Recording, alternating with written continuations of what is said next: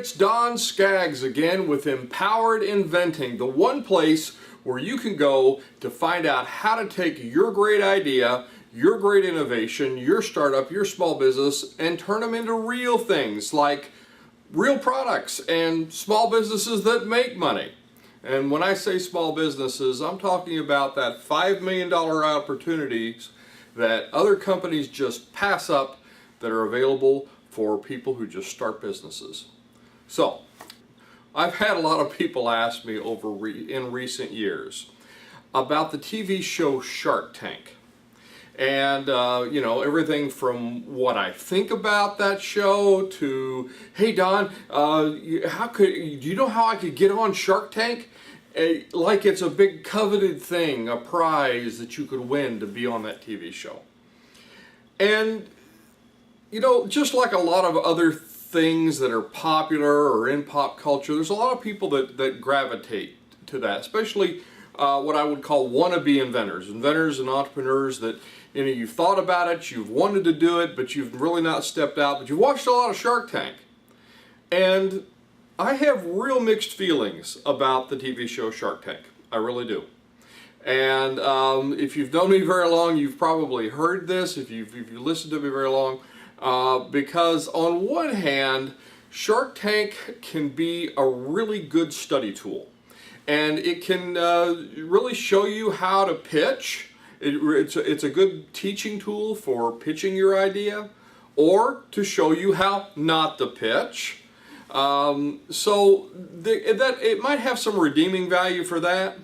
And if you enjoy the rest of it just as entertainment, well, that's okay too. But you see, the problem arises, and way too many times than not, is when people make the mistake, or they mistake Shark Tank for real life. That's where I really see a problem. Because what you have to remember is that Shark Tank and The Simpsons are both TV shows. Their sole purpose is for entertaining people and keeping you tuned in while they play the commercials. That's why they exist. So in the process of keeping you entertained, they lose any resemblance to real life. And I've seen this with real life inventors and what you see on Shark Tank. The two are typically worlds apart. And you might say, well, Don, you know, so-and-so got that licensing deal and they were on QVC and blah, blah. And yeah, that's true. That can happen. Also, lightning can strike your house or strike you, or, you know, all kinds of unlikely things can also happen. But what I'm saying is that is not your route. That is not the plan for the average person. If you really want good high, if you really want a good chance, that's the word I'm looking for here, if you want a good chance of being successful, don't don't depend on the Shark Tank lottery. You see, again, Shark Tank, The Simpsons, both TV shows, both designed to entertain you, not help, educate, or inform you. They're both TV shows. So in the process of keeping you entertained, they lose any resemblance to real life.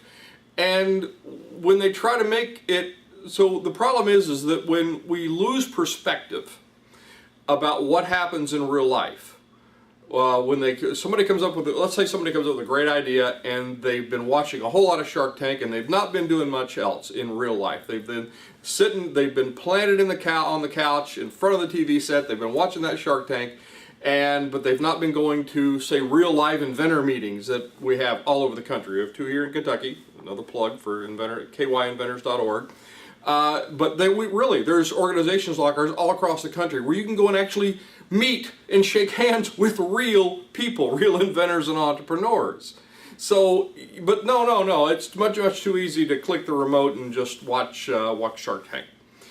And you see what happens is in the process of keeping you entertained, these TV shows lose any resemblance to real life. And this is the problem with reality TV overall, by the way.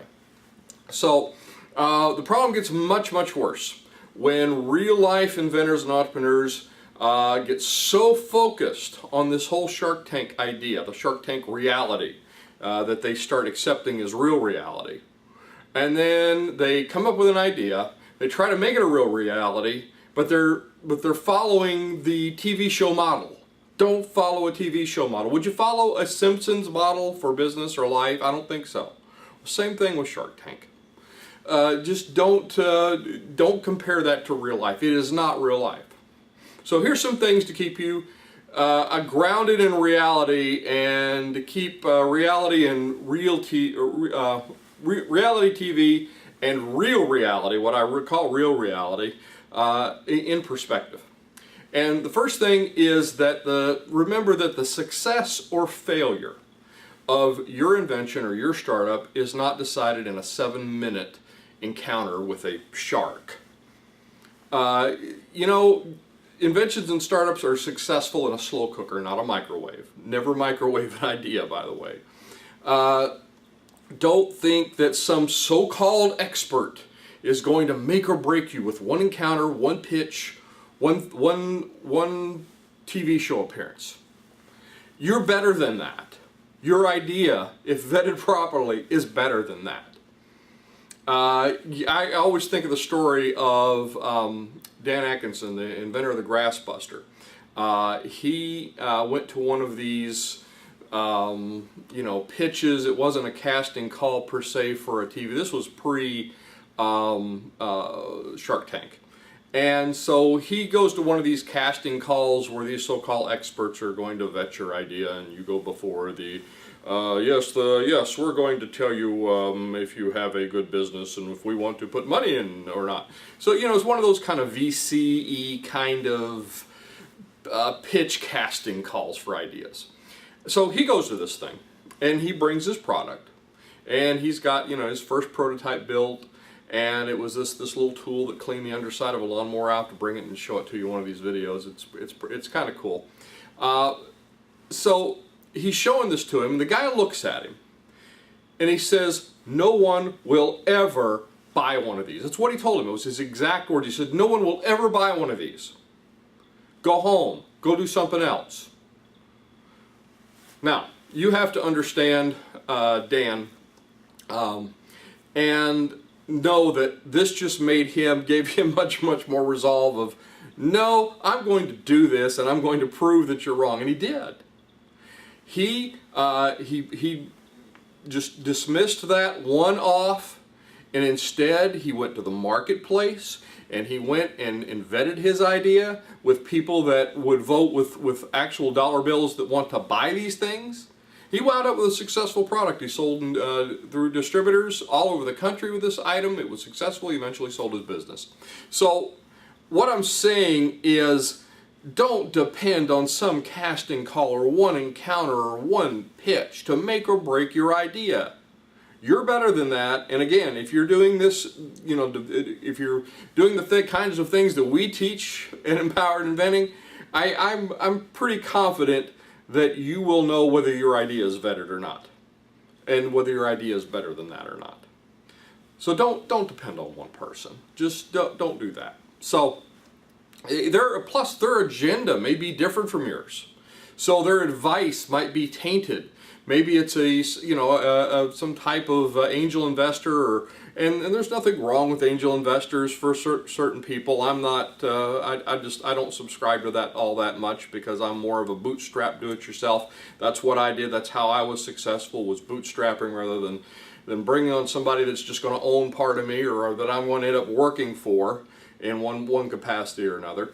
So sometimes when you're on a casting call, or you're pitching for somebody who's an investor, they're judging you by different things. Now let's say it's a large company, and large companies are like, well, you know, this is a $5 million opportunity, really that's not worth our time. Or maybe a investor says, well, yeah, you could probably make $5 million a year with this, but that's not worth my investment money. So they just diss it. They just throw off on it. Well, for you, that's a much more valuable thing.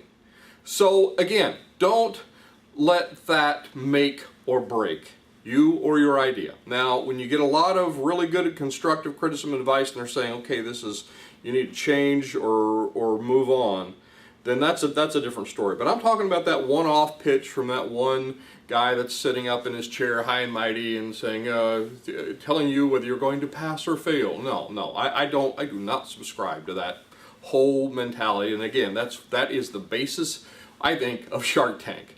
So, okay, that's one thing.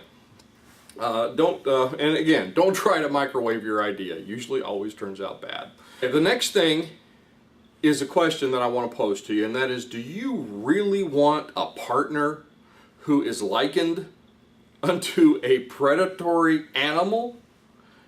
I don't know if I would. Do you, if you're getting someone that's going to invest or they're going to partner with you, and there's nothing wrong with that. Good partnerships with good people are good things, and again, I'm more of the bootstrap variety myself, but it can be done if it's done right. So, but do you really want somebody whose spirit animal is a shark that just hunts and gobbles up? I don't like that. I don't like that whole idea of even being called that, a shark. So I just there's something to me that smacks of someone who is only going to bring money to the table. They're not going to bring anything else, and they have this agenda of wanting to take everything over against your will sometimes, and then someone who would take advantage of other people. I guess that's what I'm thinking of. If they come at you like they're, okay, what can I get out of this? What's in this for me? And people should be compensated for what they do, but still, if it's this predatory, I like to take advantage of other people, you don't want to be married to something like that. You really don't. So they're eventually going, if they're taking advantage of other people, and this is a good thing when you're talking to people who might be potential partners or collaborators or anybody that you're going to work with, if they take advantage, if you notice them taking advantage of other people, they're eventually going to take advantage of you. So these are not good deals. Now, lastly, another thing to keep in mind is what you don't see on TV. And what you don't see when you're sitting down and watching Shark Tank is all the hard work, or the ones that crash and burn, the lack of hard work that wasn't good TV watching. I'm talking about that boring stuff, those boring parts of choosing the right idea and getting totally immersed in the market and writing everything out, refining the communication of your idea the right way, doing a good patent search, protecting yourself with a provisional patent, building your first, second, third, fourth, 18th prototype in Frankentypes and then in demo types.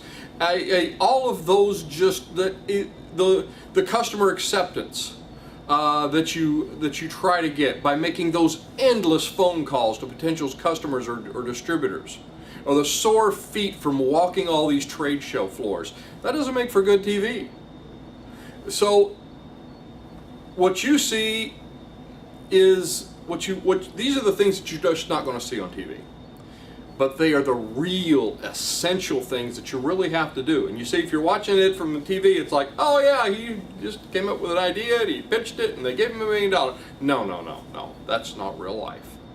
And don't believe that's real life. And the bad thing about Shark Tank is if you watch it long enough, I think it starts to affect your mind. I think you really, if that's all you're watching and you're not getting any perspective of real life, you're going to start to see that as real life, even if you tell yourself you're not.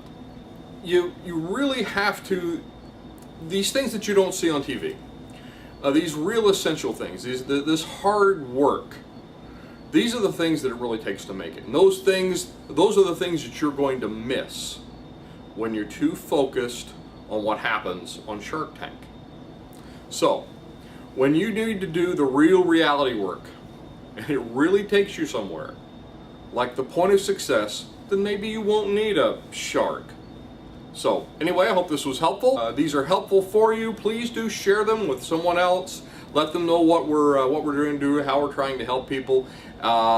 Be sure, and if you're watching this on the YouTube especially, be sure and subscribe to our channel on YouTube. Click that notification bell, and Again, I'm Don Skaggs. This is Empowered Inventing. You can check out our website, empoweredinventing.com, and I will look to see you at one of our next meetings, workshops, classes, or on the next video.